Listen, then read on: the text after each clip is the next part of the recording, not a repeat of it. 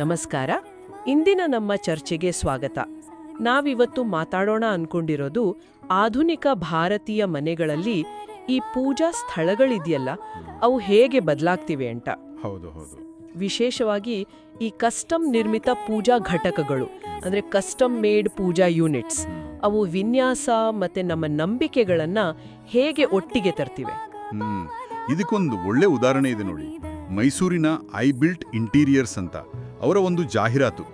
ಇದು ಕೇವಲ ಒಂದು ಪ್ರಾಡಕ್ಟ್ ಪ್ರಮೋಷನ್ ಅಲ್ಲ, ಇದು ಏನಂತಾರೆ ನಮ್ಮ ಲೈಫ್ ಸ್ಟೈಲ್ ಬದಲಾಗ್ತಿದೆಯಲ್ಲ, ಮತ್ತೆ ನಮ್ಮ ಸಾಂಪ್ರದಾಯಿಕ ಆಚರಣೆಗಳು ಇವೆರಡರ ನಡುವಿನ ಒಂದು ಸಂವಾದವನ್ನು ತೋರಿಸುತ್ತೆ. ಡಿವಿನಿಟಿ ಮೀಟ್ಸ್ ಡಿಸೈನ್ ಅಂತ ಒಂದು ಮಾತಿದೆ. ಅದು ಕೇಳೋದಕ್ಕೆ ಚೆನ್ನಾಗಿದೆ ಅಲ್ವಾ? ಹೌದು. ಅಂದ್ರೆ ಈಗಿನ ಮಾಡರ್ನ್ ಡಿಸೈನ್ ಸೆನ್ಸ್ ಇದೆಯಲ್ಲ, ಅದು ದೈವಿಕತೆಗೆ ಹೇಗೆ ಜೊತೆಯಾಗ್ತಿದೆ. ಇದು ನೋಡಿ, ಒಂದು ದೊಡ್ಡ ಟ್ರೆಂಡಿನ ಭಾಗ ಇದು. ಈಗ ಸಿಟಿಗಳಲ್ಲಿ ಜಾಗ ಕಡಿಮೆ ಅಲ್ವಾ, ಮತ್ತೆ ಜನರ ಟೇಸ್ಟ್ ಕೂಡ ಚೇಂಜ್ ಆಗಿದೆ. ಹೌದು ಹೌದು. ಹಾಗಾಗಿ ಮೊದಲಿದ್ದ ಹಾಗೆ ದೊಡ್ಡದಾಗಿ ಒಂದು ಪೂಜಾ ರೂಮೇ ಇರ್ತಾ ಇತ್ತು, ಅದು ಈಗ ಕಡಿಮೆ. ಅದ್ರ ಬದಲು ಈಗ ಮನೆಯ ಮೇನ್ ಡಿಸೈನ್ ಜೊತೆ ಮಿಕ್ಸ್ ಆಗುವ ಹಾಗೆ ಒಂಥರ ಕಾಂಪ್ಯಾಕ್ಟ್ ಆಗಿ ಅಚ್ಚುಕಟ್ಟಾಗಿ ಪೂಜಾ ಯೂನಿಟ್ಸ್ ಮಾಡಿಸ್ಕೊಳ್ತಾರೆ. ಅದಕ್ಕೆ ಬೇಡಿಕೆ ಜಾಸ್ತಿ. ಇಲ್ಲಿ ಇನ್ನೊಂದು ಇಂಟ್ರೆಸ್ಟಿಂಗ್ ಪಾಯಿಂಟ್ ಅಂದೆ CNC ಜಾಲಿ ಶಟರ್ಸ್ ಬಳಕೆ.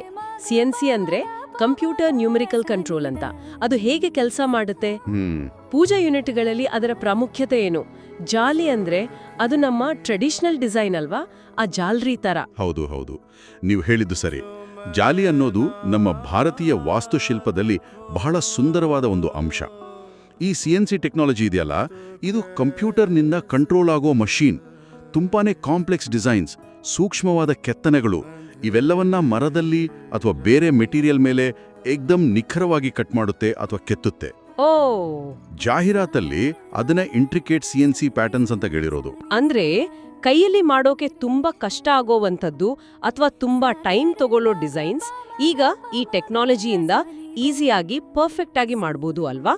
ಹೌದು. ನಿಖರತೆ ಮತ್ತೆ ಸ್ಪೀಡ್ ಇವೆರಡು ಇದರ ದೊಡ್ಡ ಅಡ್ವಾಂಟೇಜ್. ಸದ್ಯಕ್ಕೆ ಐ ಬಿಲ್ಡ್ ಇಂಟೀರಿಯರ್ಸ್ನವರು ಕಾಂಪ್ಲೆಕ್ಸ್ CNC ಡಿಸೈನ್ಸ್ ಮತ್ತು ಪೂರ್ತಿ ಕಸ್ಟಮೈಸ್ಡ್ ಆಪ್ಷನ್ಸ್ ಕೊಡ್ತೀವಿ ಅಂತ ಹೇಳಿದ್ದಾರೆ. ಹೌದು.